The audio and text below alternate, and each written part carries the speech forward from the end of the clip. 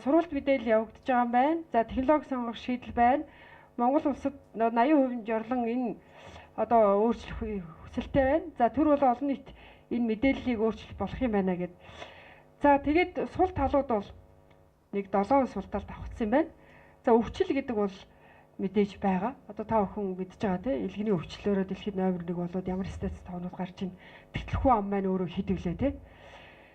За ингээ олон нийтийн жорлон ер нь бол байхгүй, шахааны бизнес их байдаг. За бохирын шугамд айл өрхөөр холбогдох чадахгүй байна.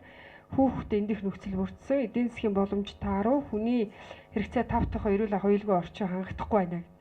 Тэгэхээр ерөөсөө хүний хамгийн үндсэн эрх бол одоо хоол идэж агаараар амьсгалж байгаа шиг яг ижлэхээ эрх нь юу вэ?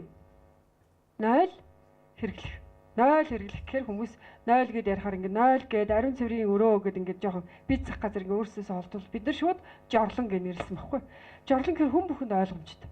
Жорлон л тухтай бол тэгэл бид нар гоё орчин, сайхан орчин байна гэсэн үг.